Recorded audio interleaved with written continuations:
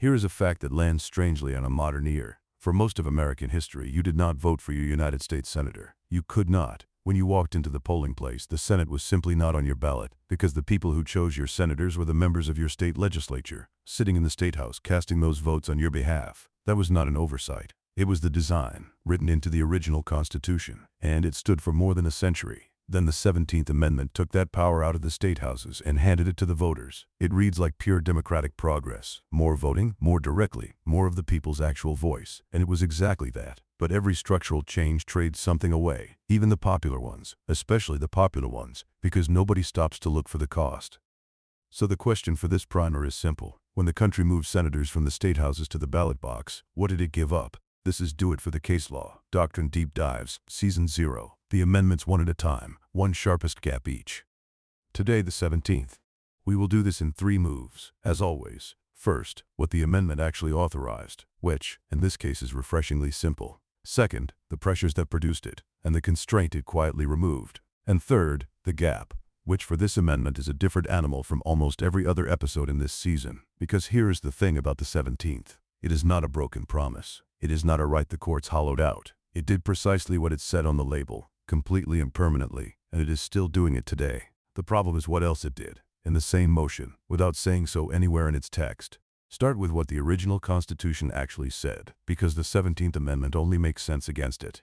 Article 1, Section 3 opens the Senate this way. The Senate of the United States shall be composed of 2 senators from each state, chosen by the legislature thereof, for 6 years. Chosen by the legislature thereof, not by the people, by the legislature. 2 senators per state, picked by the elected members of that state's own lawmaking body. Read that again and notice how completely it removes the voter from the transaction. You elected your state representative. Your state representative, together with all the others, elected your senator. You were 2 steps away from the chamber that ratifies treaties, confirms judges, and tries impeachments. And there was no mechanism anywhere in the document that brought you any closer. And that was deliberate. When the framers built the Congress, they built 2 chambers to do 2 different jobs. The House of Representatives was the people's house, elected directly, apportioned by population, meant to be hot, responsive, close to whatever the public was feeling that year. The Senate was the state's house. Every state got 2 senators regardless of size, which was the great compromise that made the Union possible in the first place. And those senators were chosen by the state legislatures precisely so that the state governments themselves would have a voice, an institutional presence inside the national government. The thinking was that the states, as states, needed a permanent seat at the federal table, and a chamber slightly insulated from momentary popular passion would be steadier, more deliberate than the House. 2 different constituencies, 2 different tempos, 1 legislature. There is a practice that went with this design, and most people have never heard of it, which is a shame because it makes the whole architecture legible. Your legislature picked your senators, and in some eras, legislatures went further than that. They instructed them. A state legislature could formally direct its senators how to vote on a pending measure, and senators who found the instruction intolerable sometimes resigned rather than defy it. Sit with that for a second. A sitting United States senator, receiving voting instructions from the State House back home and treating those instructions as binding enough to quit over.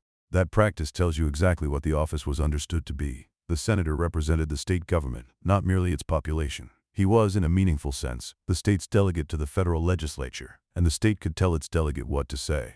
The 17th Amendment took a scalpel to that one feature. Ratified in 1913, it kept almost everything about the Senate. 2 seats per state, 6-year terms, 1 vote each, the same powers over treaties and confirmations and impeachments. What it changed was the selecting hand. In its own words, the Senate would now be composed of 2 senators from each state, elected by the people thereof. Elected by the people. Same Senate, same seats, same terms. But the choice moved from the State House to the ballot box, and the voters of each state, using the very same qualifications they already used to elect the largest branch of their own state legislature, would from that point forward pick their senators directly. That is the authorization, and on its face it is clean, simple, and popular. It made the Senate democratic in the most literal sense of the word. There is a small drafting detail in that sentence worth pausing on, because it shows how carefully the amendment was built to avoid a fight.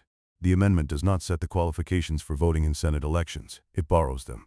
You qualify to vote for Senate if you qualify to vote for the most numerous branch of your own state legislature. That is a deliberate dodge. Setting federal voter qualifications directly would have opened an enormous argument about who gets to vote, in an era when states were actively restricting the franchise by race, by property, and by literacy test. The drafters wanted direct election, and they did not want to relitigate the electorate in order to get it, so they pinned the Senate electorate to whatever the state had already decided for itself. Which means the amendment expanded who chose senators without expanding who could vote at all. The people got the Senate, which people counted as the people was left exactly where it was.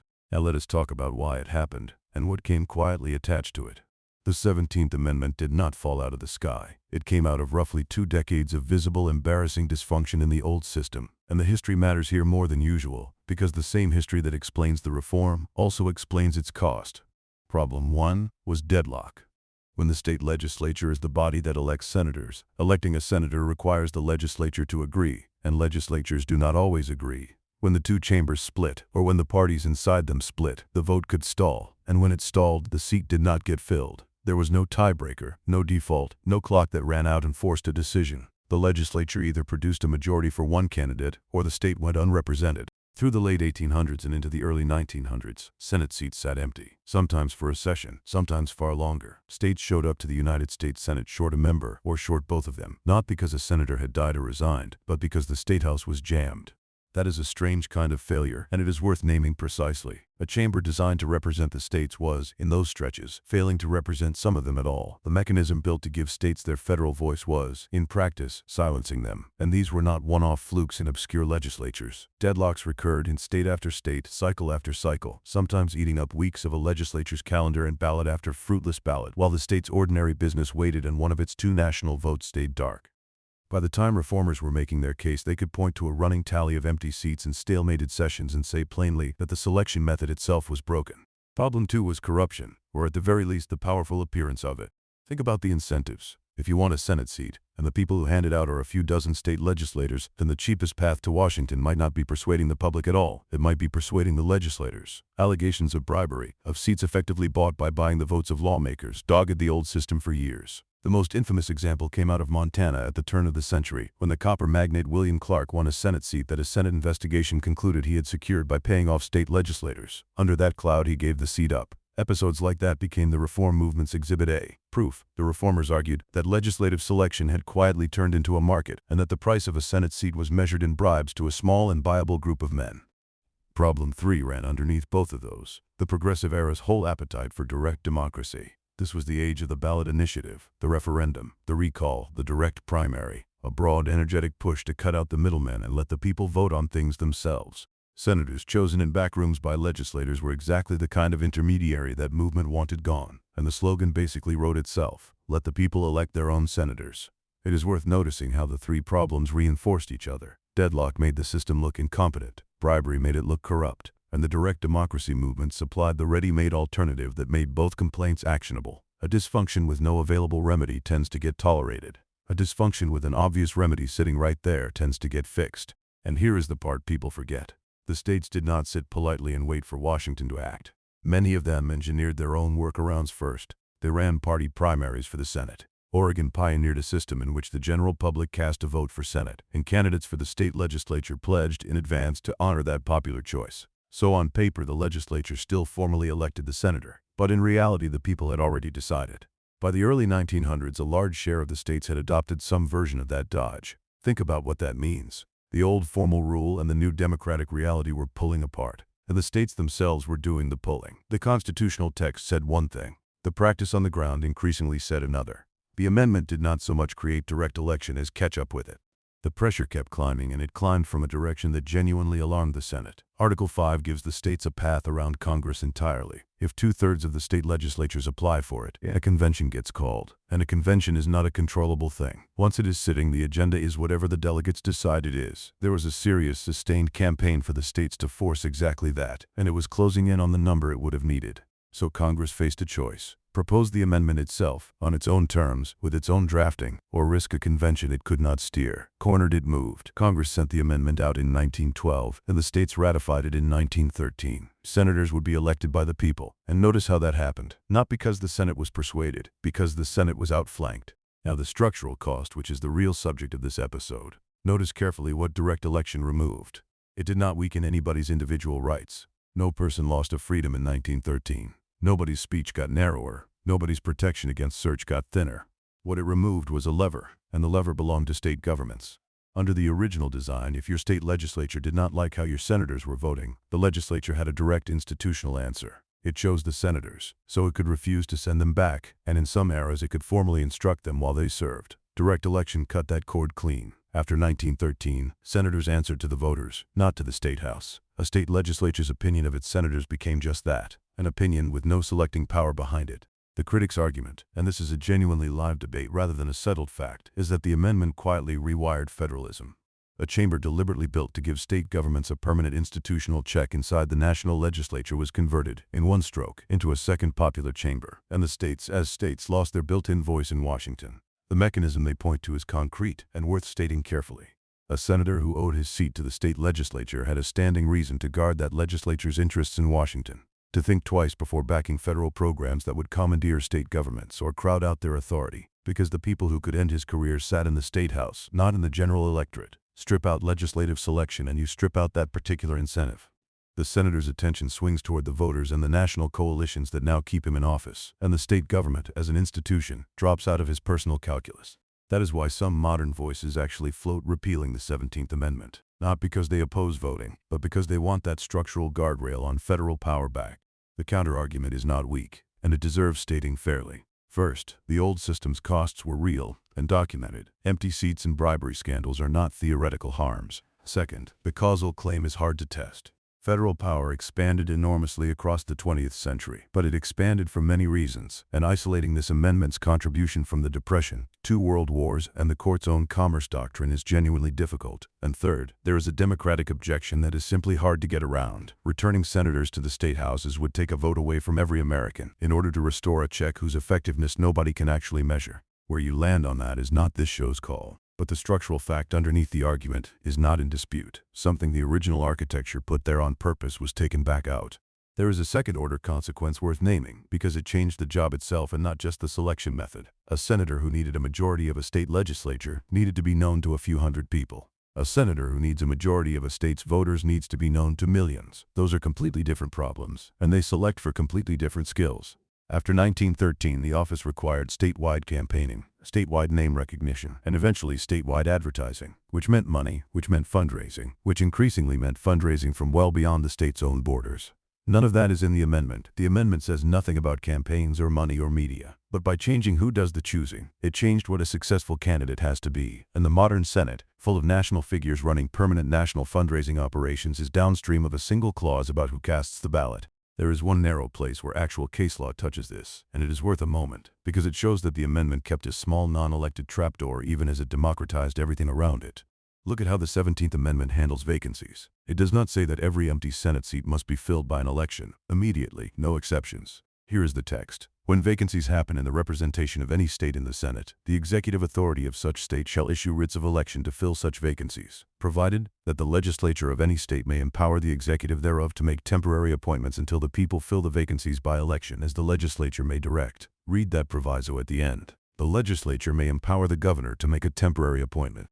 That is why when a sitting senator dies or resigns in the middle of a term, a governor can install a replacement, one single official, not the voters. And that replacement then serves until the next scheduled election comes around, which depending on the timing can be the better part of 2 years, casting every vote a fully elected senator would cast. The amendment that took senators away from the state houses handed the governor an appointment pen for exactly that situation. And notice who decides whether the governor gets that pen. The legislature does. The body that lost the selecting power kept the power to decide how vacancies get handled, which is a small remnant of the old architecture surviving inside the very amendment that dismantled it. The Supreme Court leaned on that feature in a decision from 1982, Rodriguez versus Popular Democratic Party. That case was actually about Puerto Rico filling a vacancy in its own territorial legislature by appointment rather than by special election. But the court reasoned by analogy to the 17th Amendment, and in doing so it described the amendment's design in plain words. Quoting the court, "The fact that the 17th Amendment permits a state, if it chooses, to forego a special election in favor of a temporary appointment to the United States Senate, suggests that a state is not constitutionally prohibited from exercising similar latitude with regard to vacancies in its own legislature." Sit with that phrase in the middle. Permits a state to forego a special election in favor of a temporary appointment. Even the great democratizing amendment, the one whose entire purpose was to let the people pick their senators, deliberately left an escape hatch, one in which an appointed senator, chosen by a single executive, can occupy a seat until the voters finally get their turn. Direct election is the rule. The appointed placeholder is the constitutionally blessed exception, sitting right there in the text. And it is not a rare exception. Appointed senators have been a regular feature of the chamber for the entire life of the amendment, arriving without a single vote cast for them, and in many cases going on to win election in their own right afterward, with all the advantages that incumbency confers. The trapdoor is small in the text and considerably larger in practice. So here is the thesis, and it has to be a careful one, because this episode is built differently from most in this season.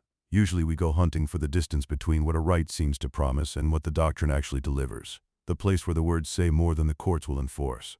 The 17th Amendment does not have that kind of problem. It is not a broken promise.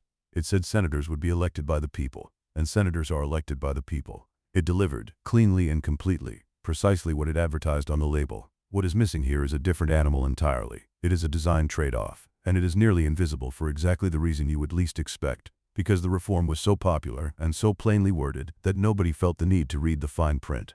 When the country moved senators from the statehouses to the ballot box, it did not merely add democracy. In the same motion, it subtracted a structural check.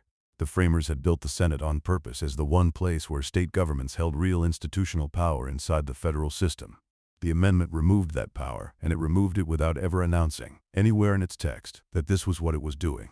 Read the amendment cold and all you see is a franchise being widened, the people getting a vote they did not have before. What you do not see anywhere in the words is federalism being re-engineered, the states as states losing their permanent lever over national policy. That change is real, it is consequential, it still fuels a live argument about whether the amendment should be repealed, and it is entirely off the page. That is the pattern worth carrying out of this one. We usually picture a constitutional shortfall as the courts handing you less than the text promised. This is the mirror image. A plainly written, wildly popular reform that did every single thing it said it would and in the very same stroke quietly rebalanced the structure of the government in a way the text never advertised and most voters never weighed. Even the vacancy clause whispers the same lesson. The amendment that trusted the people to elect their senators still let a lone governor appoint one in a pinch. Direct election was the headline. The structural rewiring and the small appointed exception tucked down inside it was the fine print that never actually got printed, which suggests a habit worth keeping. When you read a constitutional provision, ask not only what it grants but what it displaces. The second question is almost never answered in the text. It is worth setting this amendment beside its relatives for a moment, because it belongs to a category we do not talk about much. Most of the amendments in this season are rights amendments. They tell the government what it may not do to you, and the interesting question is always how much of that promise the courts will actually enforce. But a real share of the Constitution's amendments are structural. They rearrange the machinery, how the president is chosen, when terms begin and end, what happens when a president cannot serve, who picks the Senate. Structural amendments do not get hollowed out because there is nothing to hollow. They either operate or they do not, and they almost always operate exactly as written. What they do instead is redistribute power, quietly and permanently, in ways that produce consequences decades later that nobody weighed at ratification. That is the failure mode for this whole category. Not under enforcement, unexamined side effects. That is the sample. A full Amendment 17 season on this show would take all of this apart properly. The drafting fight, and the convention threat that finally cornered Congress, the deadlock and the bribery record in real, named detail, state by state, the modern repeal argument and the federalism scholarship lined up on both sides, including the empirical work that has tried to test whether the amendment actually changed how senators vote, and the vacancy and appointment cases, where courts have had to referee how a state fills an empty Senate seat, which turn out to be considerably more contested than you would guess from a single proviso, each piece anchored in real, named, verified sources, not half-remembered civics. A quick word on how this show works. Everything you just heard is legal and historical education, not legal advice. We are teaching how the constitutional structure moves and why, not telling you what to do about it. And everything is built to be checked. The constitutional text is quoted as it is written, and the one judicial opinion we leaned on, Rodriguez versus Popular Democratic Party, was pulled straight from the court's own words before I wrote a line, with the citation waiting in the show notes. That is the whole ethos, and it is the name of the show. Do it for the case law. I'll see you at the next amendment.